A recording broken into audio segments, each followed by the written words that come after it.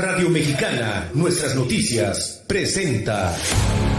La reforma fiscal 2014 generó más daños. El decreto de beneficios para la frontera. La formalidad de las empresas es una tarea pendiente. La economía americana avanza. La proveeduría maquiladora sigue siendo el gran concentración de pendiente poder de mercado en México. La transparencia gubernamental continúa. No es nada personal. Son solo negocios. Solo Negocios Radio, las mejores entrevistas y análisis para lograr una toma de decisiones adecuada. Contáctenos. Correo electrónico. correo@solonegocios.mx. Página de internet. www.solonegocios.mx. Facebook. www.facebook.com/solonegociosmx. Twitter. @solonegocios. Y recuerde, no es nada personal, son solo negocios.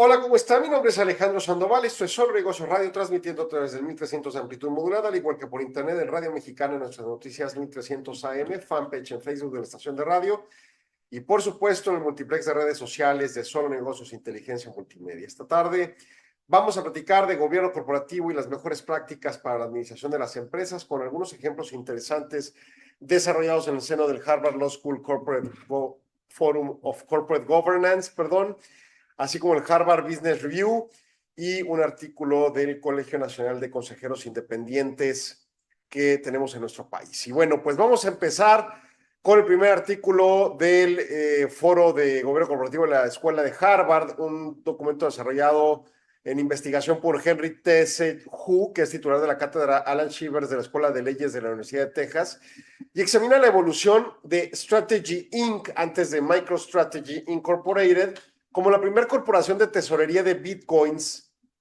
durante el periodo de transformación de 5 años previo a 2026, detallando cómo su modelo financiero se enfoca en la captación continua de capital para adquirir activos virtuales y plantea la necesidad de reformular reglas de revelación que esto trae, bueno, pues en mucho como un reto para las empresas y sobre todo para las empresas cuando tienen alguna implicación de regulación, ¿no? El modelo de corporación de tesorería de bitcoins representa una desviación profunda de los principios tradicionales de las finanzas corporativas, ¿no? La tesorería jurídica sobre maximización de valor de la empresa, como teoría básica, más que teoría jurídica, yo diría teoría económica, pues ciertamente se destaca alterada, ¿no? Con este tipo de esquemas. El motor operativo no se basa en la producción de bienes o prestación de servicios ordinarios. Producción de bienes, la manufactura, ¿no? La prestación de servicios, pues los múltiples servicios que brindamos, servicios profesionales, servicios técnicos, servicios de entretenimiento, etcétera. Aquí el negocio es la emisión recurrente de acciones colocadas con una prima sobre el valor neto de los activos de la sociedad y tiene una vinculación interpretativa a todo este mundo cripto, pero también el modelo de negocio a cosas que pudieran tener requerimiento de regulación por lo complejo o posiblemente que con malos manejos pueda traer implicaciones conflictivas, ¿no? Bajo la dinámica de que el análisis, de lo que el análisis denomina autoobservación corporativa, la administración se enfoca en vigilar el precio del activo digital y la magnitud de prima de sus acciones en el mercado de valores. Genera entonces un mecanismo de arbitraje interno donde los nuevos adquirientes de títulos subsidian la acumulación de activos de los socios preexistentes. Muy similar a como suena, ¿verdad? Un Ponzi scheme, un sistema piramidal. El esquema de capitalización de la empresa busca amplificar la exposición a los inversionistas al precio del activo digital de referencia mediante instrumentos de deuda, esquemas de apalancamiento financiero y expone a accionistas a una polifarmacia de riesgos donde múltiples contingencias normativas, operativas y de mercado se entrelazan de una manera compleja y dificultan una evaluación analítica de las pérdidas posibles. Y es que eche ojo de esto, sobre todo pensando en fondos de inversión. Y en particular, pues, los que se construyen con el gran público inversor, que somos todos, por tener una cuenta bancaria, por tener por ahí una oferta en el banco de meter nuestro dinero de ahorro a una inversión, o tenerlos en Estados Unidos 401ks, que son los fondos para el retiro, o en México las Afores, ¿no? Y hay regulaciones para, sobre todo en México, con la exigencia laboral, hay regulaciones del manejo de este dinero. Pero el dinero está ahí. Y se puede, por ejemplo, hoy en día en México, invertir en bolsa de valores con empresas con calificación de 3, AAA, ¿no? Se le llama. Y entonces, difícilmente trastocarían a estos niveles, pero ciertamente habría algunos alcances con los fondos de público en general. Y entonces el trabajador fue al banco y el banco le dijo, no, ya, pues meta sus ahorros acá. Hay buena rentabilidad, ¿no? El asunto es que aquí se hace un enfrentamiento de riesgos muy poco probables para poder medirlos. Un fondo de inversión, cuando llega a invertir a una empresa, hace una serie de parametrizaciones que fundamentan, por ejemplo, en las propias que hacen las calificadoras de deuda, ya sabemos, Standard & Poor's, Moody's, Fitch Ratings, se me olvidó el nombre, la cuarta, etcétera, ¿no? Todas estas hacen sus estudios de valor de la acción y en función a ello, pues se plantea una decisión de valor de acción y de riesgo y con ello la toma de decisiones de compra o no compra de las acciones, ¿no? O la distribución en un escenario de dispersión o de diversificación de la inversión. Bueno, estos esquemas no son tan fáciles de evaluar. O sea, puedo evaluar cuál es el impacto en una empresa que va a manufacturar vehículos híbridos o de energía renovable o de energía de hidrocarburos, y son vehículos grandes, muy consumidores, son vehículos chicos, son vehículos atractivos, no son vehículos atractivos visualmente. En fin, puedo ver muchas vicisitudes en los estudios de mercado para la compra de autos, de ropa, de aparatos electrónicos, etcétera, etcétera. Pero puedo hacer lo propio para el mercado de servicios, pero el mercado de estos criptoactivos son mucho más complejos. Y entonces, obviamente, no puedo dar una previsión adecuada, sobre todo en la parte de riesgo. A nivel macroeconómico, la promoción sistémica del modelo corporativo genera preocupaciones sobre el crecimiento y la productividad, en la medida que se incentiva que las empresas que cotizan en bolsa desvíen recursos de sus emisiones de capital desde un escenario de gasto productivo, investigación y desarrollo, innovación, a acaparar especulaciones de activos digitales. Esto es, pensemos en empresas como las de las marcas de los celulares. Generan muchísimo dinero de contado, muchísimo, pues digo, venden millones y millones de aparatos cada nueva versión y traen precios altos. Entonces, en ese escenario, pues tienen un flujo de ingresos altos. Y quizá ya cuando están cobrando, no necesitan el dinero para una reinversión de manera inmediata, o el atractivo de la rentabilidad de estos activos digitales podría distraer el escenario de ir a invertir de nueva cuenta para la nueva versión y la competencia y lo que corresponda, y mejor tener el dinero haciendo rentabilidad acá en estos esquemas.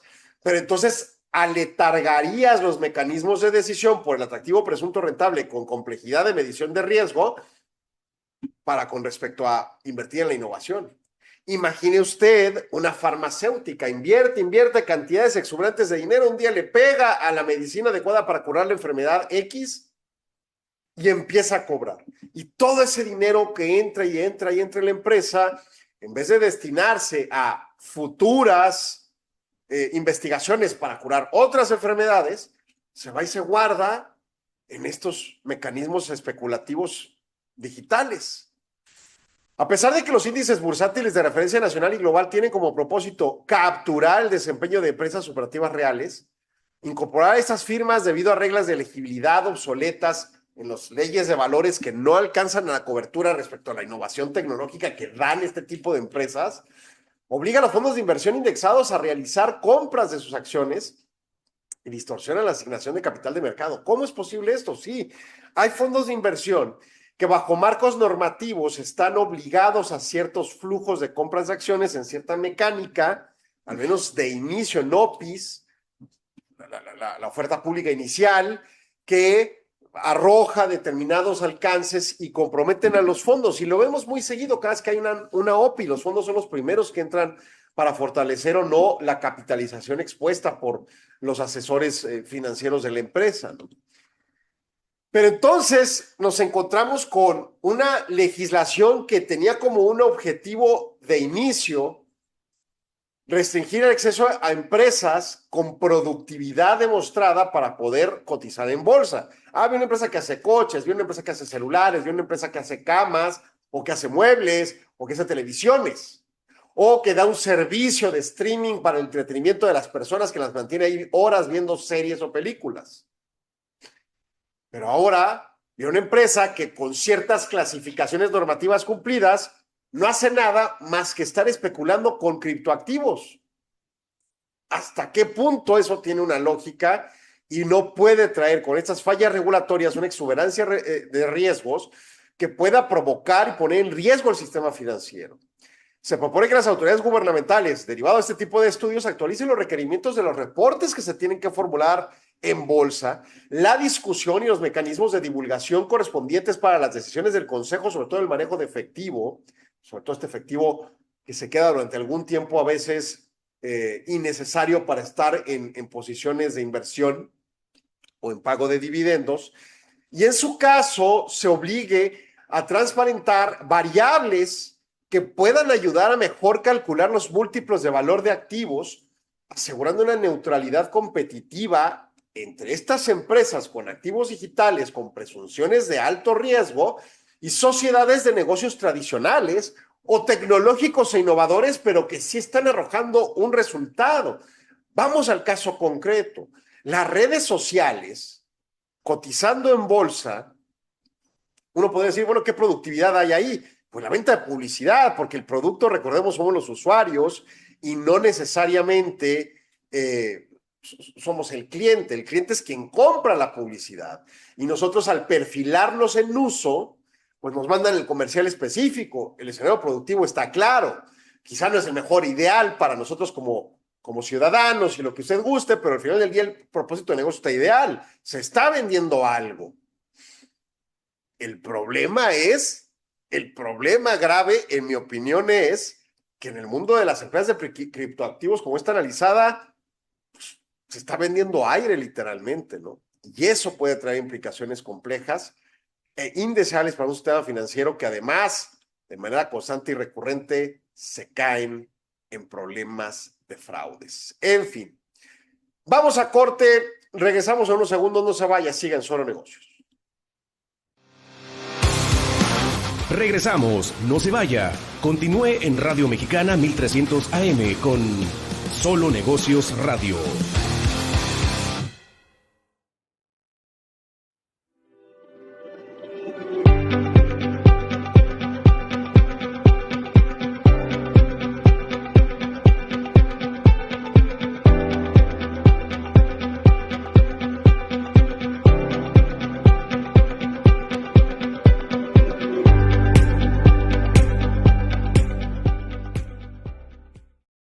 Amistad, información, crecimiento, contribuir, construir en México. Es compartir con grandes personas que queremos cambiar México. Es la oportunidad de comunicar información que nos permita tomar decisiones para un mejor México. Para mí es crecimiento porque a través de aportar a los demás crecemos como personas y como profesionales. El IMEF es contribuir a los demás, la oportunidad de crear valor. Desde el IMEF podemos proporcionar datos, información financiera que nos ayude a construir un mejor país. Te invitamos a que seas parte de este gran proyecto. Somos el instituto de más alto nivel de las finanzas en México. Somos IMEF.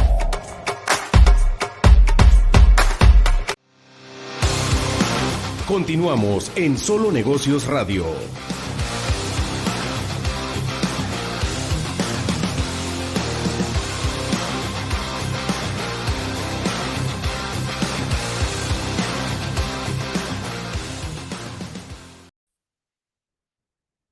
Bien, continuamos en Solo Negocios Radio y regresamos al aire de la sección de comerciales. Quiero hacer un comentario respecto al tema pasado, nada más. El gobierno federal de los Estados Unidos estaba promoviendo una legislación de monedas estables, de las stable coins, también criptoactivos, y no pasó en el Senado.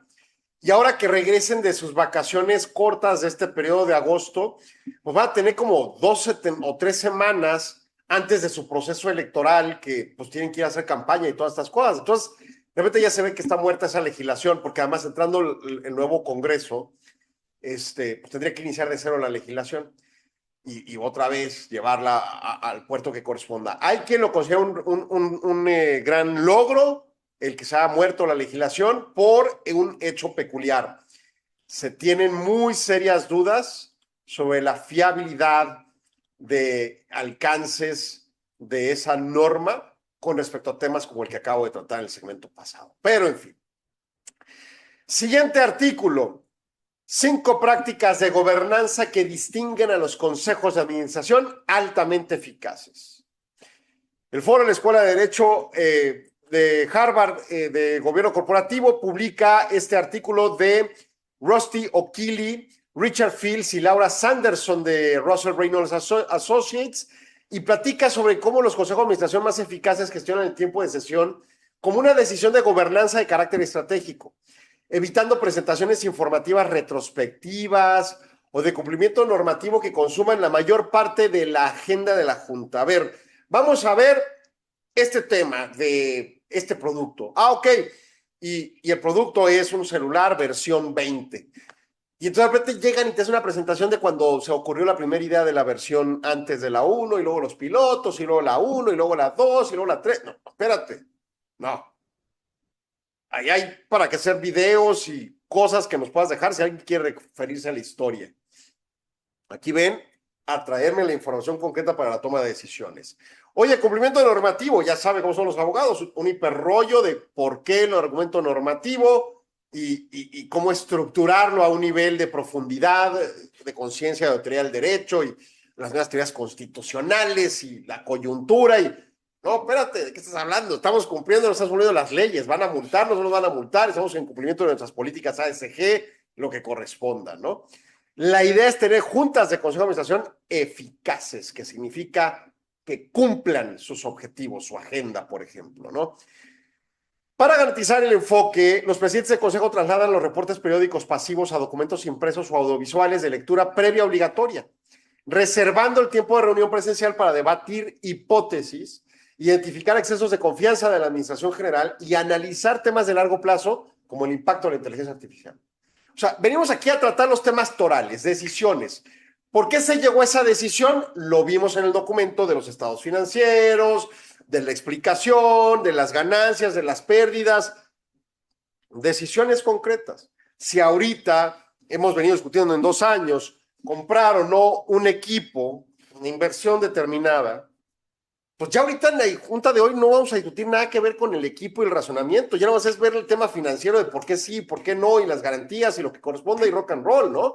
Porque si no, nos vamos a la vida entera sin tomar decisiones. El consejo efectivo induce ese tipo de posiciones, ¿no? Y esto de la lectura previa obligatoria es bien sensible, digo, en los consejos que me ha tocado trabajar en organismos empresariales, no en empresas, es muy común que haya una menor responsabilidad de parte de los consejeros con respecto a temas como leer los minutas y estar enterado de los procesos para llegar a la junta a tomar decisiones. Y bueno, se repiten los procesos y está bien. Digo, hay mucho menor impacto de riesgo con respecto a inversiones y cosas así. Pero ciertamente da pauta para que sea un escenario de adiestramiento para cuando se llega al Consejo de Administración de la empresa, pues sí se llegue con la obligación cumplida. O sea, tú tienes que venir aquí enterado de los flujos de información, entrevistado con quien corresponda, de manera que aquí llegues a presentar A, B, C y los demás tomen decisión sobre las alternativas o sobre si están de acuerdo o están en contra y lo rechazan. Ese es el escenario asertivo de una reunión de este tipo. Y en todo caso dejar los temas complejos y de largo plazo al debate, ¿verdad? Al debate que puede llevar horas si quiere. La confianza y tensión intelectual no son opuestas en la alta gobernanza de las empresas. Los líderes del Consejo de Administración deben propiciar un entorno de disenso. Esto es una cosa clave que muchas veces es terrible, ¿no? El Consejo de Administración integrado por familiares, el paterfamilias es el presidente, luego presentamos la opción A ¿Están de acuerdo? Y todos sí. Ni saben qué es la opción A ni para qué sirve, pero sí. No, eso no es lo que se busca. El disenso debe de valorarse, incluso propiciarse con el propósito que la discusión engrandezca la decisión, aun cuando no sea por un consenso total, ¿no? Por unanimidad. Si no se logra por unanimidad, no pasa nada. Pero la discusión dio pauta de por qué defender el punto A o el punto B.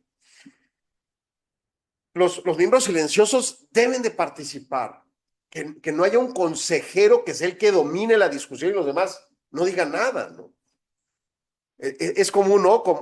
Recuerdo cuando daba clases, de repente decir, bueno, ¿hay dudas? No, entonces, pues expliqué perfecto. Claro que cuando llegaban las calificaciones después del examen, me daba cuenta que no era así, ¿verdad? Y entonces es el miembro, en este caso estudiante de mi ejemplo, silencioso, no dice, no cuestiona, no pregunta.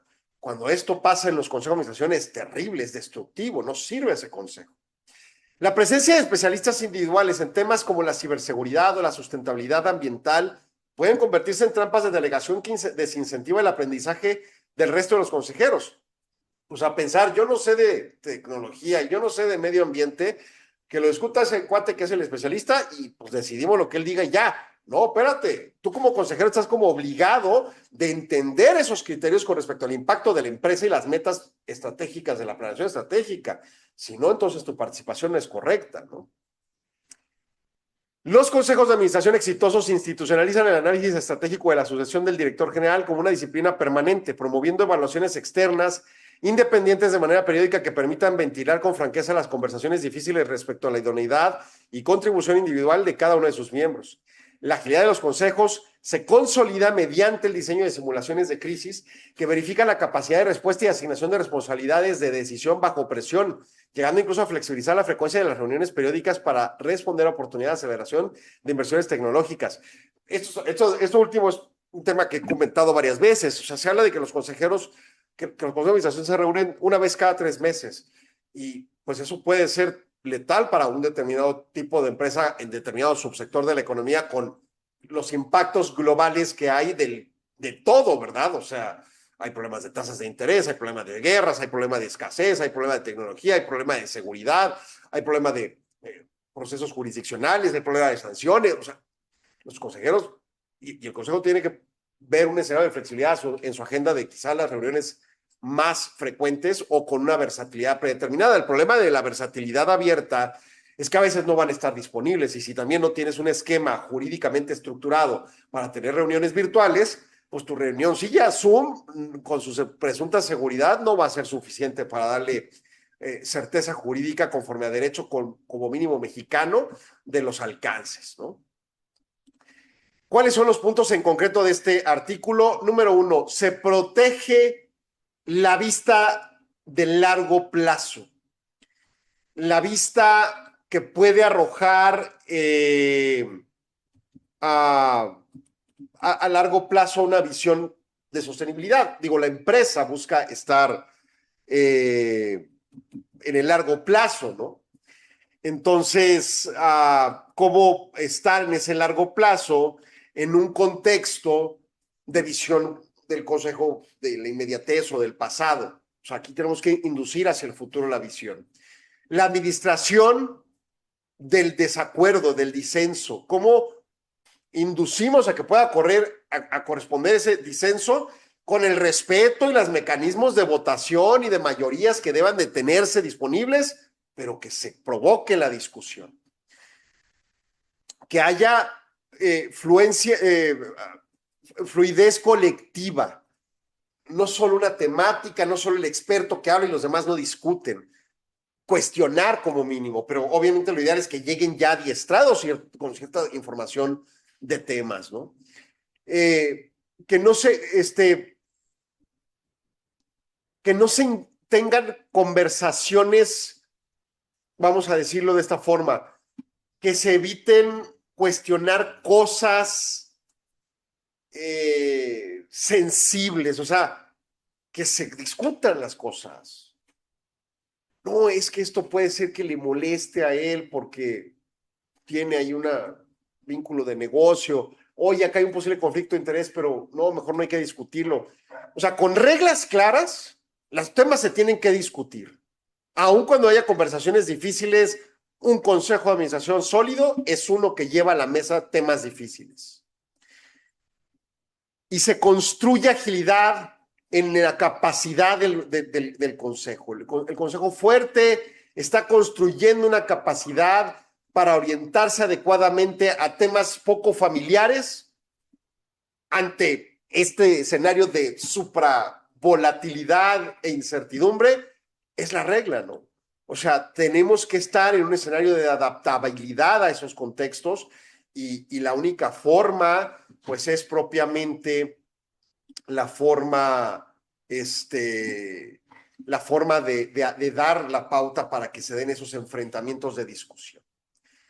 En fin, a mí me mandan a un corte comercial. No se vaya, siga con nosotros aquí en Solo Negocios. Regresamos, no se vaya. Continúe en Radio Mexicana 1300 AM con Solo Negocios Radio.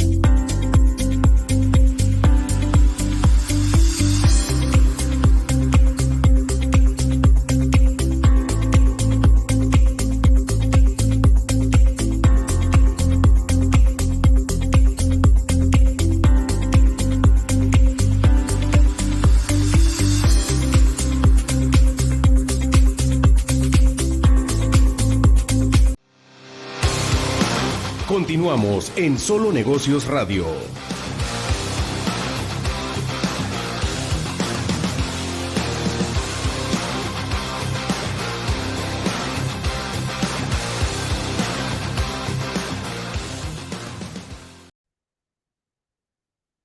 En Solo Negocios Radio y bueno, pues ahora vamos a platicar de otro tema. Este es del Harvard Business Review, otra revista, que es más sobre la idea de tópicos de liderazgo y estructuras organizacionales.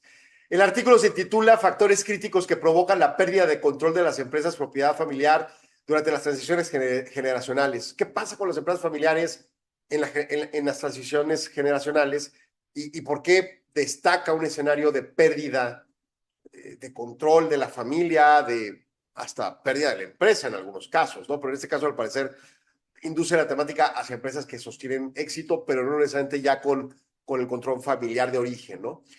El estudio lo hacen especialistas en sucesión Judy Lynn Walsh y Alison Isaacson de la firma Banayan Global Family Business Advisors. Dice, las empresas familiares rara vez colapsan por un evento catastrófico repentino. Más bien, experimentan erosiones graduales en su autoridad y viabilidad comercial a lo largo de los años, porque las generaciones fundadoras concentran su energía en formar directivos operativos y omiten preparar a los herederos para asumir las responsabilidades de dueños, que es todo un tema que quizá incluso en México por cultura no esté pasando al 100%, ¿no? Vamos, en México cotizan en bolsa 200 empresas. Escuchaba hace poco un asesor, todas las empresas nacen como propiedades familiares. No estoy 100% de acuerdo, pero la gran mayoría seguramente sí. Y habrá posiciones de discusión para la excepción, que no es el caso en este momento. El meollo del asunto es que una empresa que sí evolucionó a la discusión de tener consejo de administración y prácticas de gobierno corporativo y demás, es una entidad que su enfoque principal con respecto a estructuras organizacionales es la operación. Es preparar al director general, que probablemente ya sea un ajeno a la familia, y al director financiero, y al director de mercadotecnia, y al director de recursos humanos, y al director legal, y a toda la estructura de la alta dirección, y por supuesto, los mecanismos de capacitación para consolidar un grupo organizacional, un grupo de empleados que sean fuertes para que la operación sea fuerte. Y entonces, los fundadores, ya que adscribieron el conocimiento y el compromiso de construir gobierno corporativo en su empresa, pues se enfocan en estos tópicos que acabo de aludir. El problema es que se les olvidó sus herederos y de repente tienes de heredero a un muchacho que no le gusta la empresa, que no le gusta el subsector, que le gustan otras cosas en la vida y que incluso sea muy bueno en esas otras cosas y empieza a tener éxito en esos otros escaños. Pero entonces, ¿qué va a pasar cuando ya no esté el fundador? O cuando quiera retirarse. ¿Quién va a ser el sucesor como dueño? ¿O cómo va a operar la construcción de la noción accionista propietario? O sea, yo puedo tener una familia que tuvo una empresa que hace coches y yo me fui por el lado de la música y soy un excelente concertista en filarmónicas y cosas de este tipo y viajo por el planeta y tengo mi orquesta allá en Suiza y pues yo ni me asomo en la empresa de coches de Juárez, ¿verdad? Pero soy accionista. Sobre todo si los fundadores ya fallecieron, soy accionista y tengo que tomar decisiones o vendo mis acciones y entonces ya desaparece el concepto de empresa familiar, se convierte en una empresa institucional o se absorbe por otra o desaparece completo. En el ánimo de largo plazo de las empresas, que además es un bien social porque arrojan estabilidad financiera al país, pues el planteamiento a discusión es ¿qué podemos hacer al respecto con este quid que no necesariamente ven los fundadores cuando van desarrollando sus empresas en gobierno corporativo? Las familias fundadoras propician de forma involuntaria rivalidades nocivas a lo largo de la historia de la empresa al estructurar esquemas competitivos agresivos entre hermanos, primos, sobre todo en su juventud. Por ejemplo, la asignación de cargo de director general muchas veces haya relaciones personales. Vi la serie de Succession, que me parece una serie malísima, prácticamente toda hasta el final, que comprende, o al menos yo comprendí las implicaciones que querían. Las discusiones y el modelo de muchachos que eran los herederos del imperio mediático que tenían en esa familia, parecían idiotas los muchachos, ¿no? O sea, con todo respeto, pero parecían idiotas. Y pasa mucho en esas estructuras familiares. Pero al final del día, un adiestramiento de comprensión de propiedad y comprensión de diferenciación en las estructuras de alta dirección, consejo de administración y ser accionista e incluso participar en un consejo de familia, puede quitar esa conceptualización de idiota y tomar una determinación clara en la posición que vas a tener, independientemente a qué te dediques, siendo uno de estos herederos, ¿no? Y ahí es el quid donde puede verse muchos de estos aspectos. El distanciamiento sistémico de las nuevas generaciones con respecto a ciertas posiciones y a la familia fundadora en función del argumento de combatir el nepotismo, etcétera, desincentiva la participación de los herederos de alto potencial que pudieran ser decisores en el futuro en los comités de gobierno corporativo, el consejo de administración, el consejo de familia y como accionistas a la hora de decidir una asamblea. Para prevenir la pérdida de control patrimonial, los comités de gobernanza deberían instrumentar programas de desarrollo continuo que enseñen a los sucesores los derechos y responsabilidades de la propiedad activa, incluyendo la obligación fiduciaria de exigir rendición de cuentas e informes de resultados a la dirección ejecutiva o al consejo de administración al menos una vez al año de estos procesos. Y esta es toda una estructura paralela a llevar la empresa. Yo soy el comité de auditoría. Yo me dedico a revisar las finanzas hayan sido ejecutadas conforme a las normas de información financiera. Yo me verifico que cumplan el código, verifico que cumplan las normas internas dictadas por el Consejo de Administración, la planeación estratégica, las leyes, ¿no? Comité de auditoría. O yo soy el comité de compensaciones. Yo verifico cuáles son los grados de cumplimiento o incumplimiento o construcción de modelos de cumplimiento para premiar y dar los bonos de productividad que correspondan a las asignaciones salariales y percepciones de la alta gerencia. Pero además, sin descuidar, en mi opinión, debería incluirse, las estructuras salariales inferiores con el propósito de no generar inequidades en el cúmulo de empresa completo de entre el que menos gana y el que más gana, todos completos, todos los empleados, ¿no? Hoy yo soy del comité de ciberseguridad o de riesgos. Pues nosotros estamos encargados de estar revisando que los riesgos se estén toreando, estamos cuidándonos y que no pasen los siniestros graves y bla, bla, bla. Bueno, paralelamente todos tienen que construir mecanismos de capacitación de sucesión. El consejo propiamente tiene que hacerlo, la alta dirección tiene que hacerlo. Decíamos la semana pasada, cuando yo contrato un director general ya tengo que estar estructurando el proceso de sucesión siguiente. No porque voy a correr de inmediato, quizás, y espero dure 10 años, que para las empresas que cotizan en bolsa traía el promedio de 7.5, si no me equivoco en lo que comentaba la semana pasada. Pero yo no quiero que llegue el 7º año y estamos contra la pared contratando un nuevo director. El ideal, estabilidad de la empresa, ¿no? Entonces, en esa lógica, ¿cómo construimos estos mecanismos paralelos de capacitación hacia las familias, hacia los potenciales sucesores? Mínimo que entiendan la empresa. Oye, yo soy músico, que vengo a ver la empresa de coches. Es tu compromiso para tener estas acciones o el derecho de este consejo de administración o de este consejo de familia. Es tu compromiso. Ven a adiestrarte ocasionalmente, date una vuelta. ¿Qué implica la revisión de las finanzas? ¿Qué implica la revisión de los riesgos? ¿Qué implica la presupuestación? La fijación de compensación, lo que quieran. No vienes a tomar decisiones, vienes a aprender.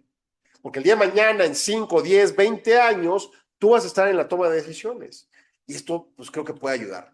Dice, para cierre, el artículo, el éxito multigeneracional exige la construcción de relaciones profesionales sólidas, basadas en la confianza mutua entre los miembros de la dinastía familiar y la integración de consejeros independientes, así como la evaluación periódica de la pertinencia de las ventajas competitivas del modelo de negocio ante los retos del mercado de largo plazo. Con la volatilidad que vivimos hoy en día, con la incertidumbre, pretender que es el ideal, que las empresas duren el largo plazo, que para efectos de economía es el plazo de tiempo en el que cambian los factores de la producción, para efectos financieros puede ser más de 1 año o más de 5 años, incluso para efectos bursátiles, pues en mi opinión tiene que trabajarse un proceso de capacitación con esa gente. Y de nuevo, no se trata de obligarlos a dedicarse en sus vidas, dedicación plena a una actividad que no les gusta, a una actividad que no les satisface la vida. Pero al final del día, si van a ser herederos de esas acciones, herederos de esos cargos, como el consejo, ya sea familiar o de administración, pues lo ideal es que se les vaya con un mecanismo idóneo de adiestramiento, enseñando en el tiempo las mecánicas y formas de tomar decisiones. Incluso los cursos institucionalizados de entidades académicas o de organismos como IMEF, como ANADE, o el Colegio Nacional de Consejeros Independientes, entre otros, puede ayudar muchísimo para ir dejando esta ligera semilla de conocimientos que eventualmente se vayan requiriendo para precisamente afrontar esos momentos futuros, ¿no? Hay 1000 ejemplos de gente que de repente, digo, la vida no la tenemos comprada, y mando un saludo afectuoso a familiares de Alejandro Carrillo, un buen amigo que acaba de fallecer, 50 años de edad, 49. En esa lógica, pues la vida no está comprada, tú construyes una empresa, la vas desarrollando, vas muy bien, de repente un infarto o cualquier cosa te ciega la vida y no tenías a nadie preparado para la sucesión. ¿Cuál es el destino de la empresa? Si la mal manejan, un quebranto, si la bien manejan, una venta. Y está bien, si se vende y subsiste y ellos recibieron el beneficio, si es que supieron venderla o tuvieron una buena asesoría, está bien. Pero ¿y si no? ¿Y si la mal manejan y la destruyen? Ya olvídense de la memoria del padre fallecido, de la madre que falleció. O sea, el patrimonio y el daño a la sociedad, la misma sociedad mexicana debería ocuparse de que esas cosas no pasen, ¿no? Pero en fin, vamos a corte, regresamos en segundos, no se vaya, siga en Solo Negocios. Regresamos, no se vaya. Continúe en Radio Mexicana 1300 AM con Solo Negocios Radio.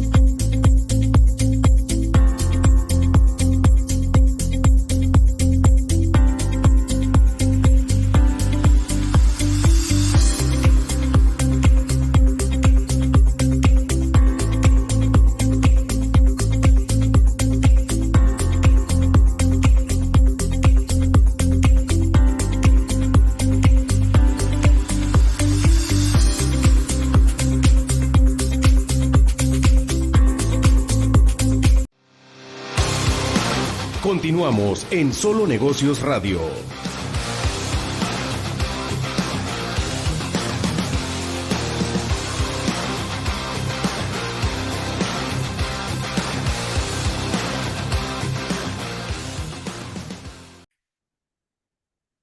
Continuamos en Solo Negocios Radio y quiero hacer un acotamiento con respecto a lo comentado antes del corte, porque ha habido una discusión con respecto al cierre de un ingenio en Veracruz y aparentemente un planteamiento del gobierno de que estaba muy molesto de por qué cerraron la empresa y no avisaron al gobierno. A ver, yo estoy diciendo que la sociedad debe interferir, la sociedad mexicana debe interferir, la sociedad de los mexicanos, Estados Unidos mexicanos, debe interferir en las empresas. Nos interesa como sociedad mexicana que las empresas duren largo plazo, pero si un padre de familia se da cuenta que sus hijos no van a poder llevar bien la empresa, pues mejor la liquidas, tomas el dinero y lo heredas, ¿no? Y no pasa nada. Oye, pero lo vendiste al extranjero, así pasa. O sea, sector privado y hay riesgos. Entonces, no le tenemos deuda al gobierno de avisarles, sobre todo si hacemos el cierre completamente conforme a derecho. Liquidaciones laborales, el proceso de liquidación de la sociedad mercantilmente, con sus acreedores, incluyendo al fisco, etcétera, ¿no? Pero, el meollo del asunto es que a la sociedad conceptualmente el interés debe ser de que las empresas prevalezcan. Por eso era mi comentario del final del segmento pasado. Bueno, cerremos el programa. El Colegio Nacional de Consejeros Profesionales Independientes tiene en su portal de internet a bien un segmento de conocimientos que comparte, ¿no? Y entonces en ese centro de conocimientos varios de los asociados formulan artículos o algunas guías interesantes que en mi opinión vale la pena echarle un vistazo para tomar ideas a desarrollar en nuestras empresas, como mínimo, y si no es que incluso adoptar posiciones de contratar a alguno de sus consejeros y que nos precisamente asesoren en lo concerniente, ¿no? Bueno, este artículo se denomina Remuneración de Consejeros Independientes en México, cifras y criterios clave. ¿Cuánto cuesta un consejero independiente? Ese es el meollo del asunto, ¿no? ¿Cuánto cuesta un consejero que tiene esta cualidad al respecto, ¿no? de ser ese independiente? Vamos, pensando en que los accionistas de la empresa, normalmente de una familia, aunque pueda ser una familia grande, tiene la decisión de constituir un consejo y en el consejo ponen al pater familia, fundador, pues como el presidente del consejo de administración, y luego ponen a otro de los familiares, y a otro de los familiares, y a otro de los familiares, no sé, 4, 5, 6, ¿no? Entonces, la recomendación es que se desarrolle un proceso, pues, de decisión de contratar como mínimo un consejero independiente, alguien que por naturaleza pueda traer el disenso, o al menos la visión externa, ¿no? Ese es el planteamiento. Pero el problema es que eso cuesta, porque los consejeros de administración pueden cobrar honorarios, pero si tú eres accionista y te tocan dividendos, podrías omitir los honorarios contra la posición de que se nutran más los dividendos, ¿no? Entonces, el consejero independiente, pues, no va a cobrar dividendos porque no es accionista. Bueno, la información disponible se construye a partir de análisis de TalentWise a Medir, que es la Asociación de Directores de Recursos Humanos, el propio Colegio de Consejeros Independientes y Egon Zehnder, que analiza las respuestas voluntarias de consejeros vinculados a 71 organizaciones, con cálculos que abarcan 70 entidades, porque una era con una participación pro bono. La muestra es diversa. 91% de las empresas son privadas, hay 9% públicas, o sea, cotizan en bolsa. 86% operan de manera autónoma, 10 son subsidiarias multinacionales, 10%, y 4 son de un grupo nacional mayor en México. Las cifras son referencia, no hay una construcción de tarifa, ¿ok? Bien. Dicho el disclaimer, plantea. La muestra refleja que hay baja participación femenina. Lo hemos constantemente dicho. En esta muestra, 3% de mujeres consejeras. Yo tenía el dato de hace 2 años, 2%. A nivel global, lo comentamos la semana pasada o antepasada, 8%. O sea, seguimos en la calle de la amargura. Hay esfuerzos, hay trabajos, hay desarrollos, pero hay un problema al respecto. 2, edad promedio de los consejeros. Rango 36 a 78 años, promedio 60. Lo comentábamos hace 2 semanas. El promedio de la alta dirección ronda los 55 años. Para los consejos, los 60. La experiencia y la noción de que de dirección general brincan a consejo. En las empresas que cotizan en bolsa, consejeros independientes. Casi 2 de cada 3 participantes cuentan con maestría. O sea, 2/3 partes tienen un nivel académico de maestría, 18% con doctorado, 17% con licenciatura únicamente, ¿no? Entonces, pues ahí fuerte la perspectiva de capital humano. Experiencia profesional promedio, sobre todo dado la edad promedio de 60 años, 37 años de experiencia promedio. 68% ha ocupado al menos una dirección general o puesto Chief Executive Officer en algún momento dado en su vida profesional. Carga de trabajo y responsabilidades. 84% participa en sesiones de consejo. 16% solo en comités. También es otro proceso, ¿verdad? Puedes no llegar de consejero de manera inmediata, puedes llegar a comités y luego pasar a consejos. Entre quienes integran comités, el de auditoría es el de mayor participación, que muchas veces pasa, digo, viendo la composición de donde salió la encuesta, muchas veces pasa que la mayoría son contadores, y entonces el consejo, el comité de auditoría siempre es así como que el de mayor atención, porque además son contadores que han trabajado en su vida profesional como auditores, y está bien, pero los otros comités son bien importantes también, y entonces pues habrá que ver conforme estas encuestas logran tener mayores alcances eventualmente, pero el sesgo me parece sensato. En las sesiones de consejo la media reportada fue de 9 reuniones al año, no 4, y tampoco 12, 9. Me parece algo sensato ante el siglo XXI de la volatilidad y la incertidumbre. Con una duración cercana de 3 horas y alrededor de 5 horas de preparación por sesión. ¿Ya vio la obligación previa de leer? Ahí están las 5 horas. Estarse informando de los mercados, de los problemas de seguridad, de lo que guste. De los comités, ¿no? En los comités la media es de 6 sesiones anuales, 4 horas de reunión y 5 de preparación. Los comités tienen mucho más trabajo de arrastrar el lápiz, ¿no? La carga real varía ampliamente y puede aumentar al ser el presidente del comité y en su caso tener más carga, ¿no? De presentaciones y demás. Modalidades y montos de remuneración, tema crucial. La modalidad más común es que se paga por sesión, 63% de las respuestas consolidadas. Después, hay sí igualas mensuales o un pago único anual. En pagos directos por sesión, la mediana es de 36,000 pesos para consejo y 30,000 para comités. Pero con medias, ya saben los modos estadísticos, de 47,300 para consejo y 40,000 para comités. Siempre el participar en consejo tiene más responsabilidad, son los principales responsables de la empresa, ¿no? Al anualizar las modalidades, la mediana es de 180,000 pesos en sesiones por evento y 300,000 cuando son pagos mensuales o anuales. Y obviamente va a variar en función de también la dimensión de capitalización de la empresa, ¿verdad? En comités, las medianas son de 232,000 hasta 270,000 pesos.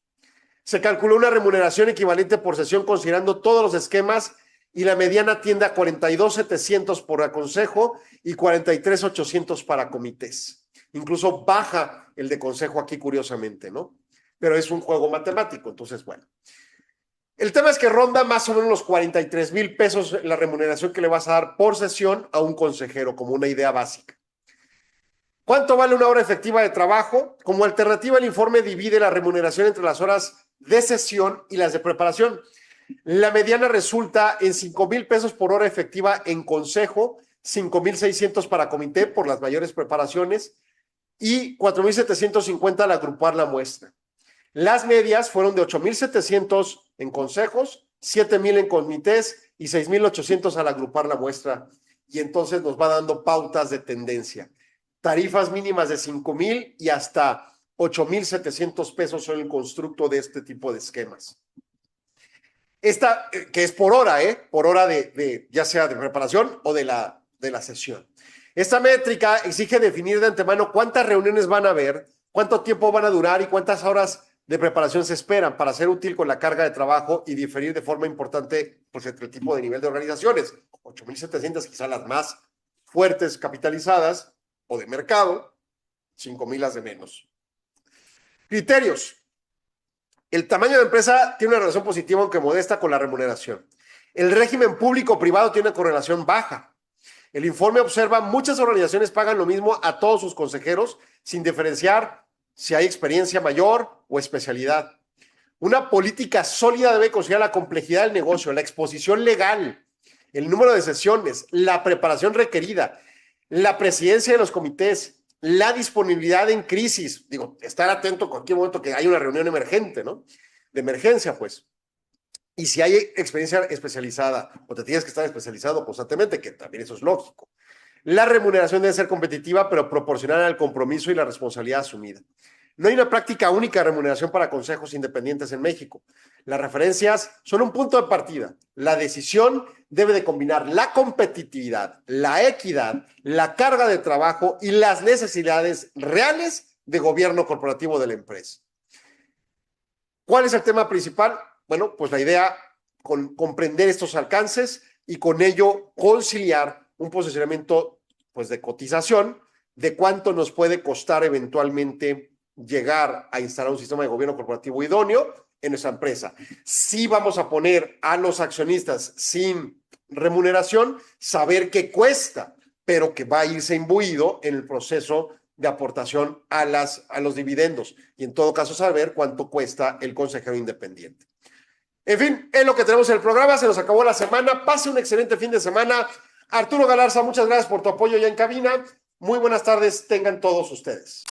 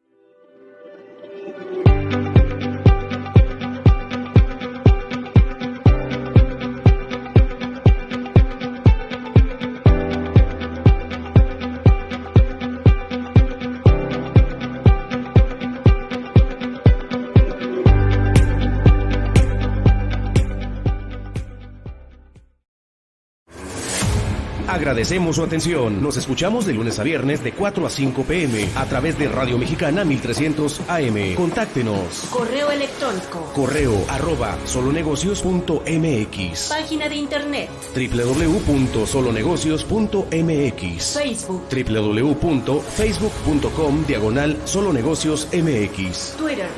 @solonegocios. Y recuerde, no es nada personal, son solo negocios.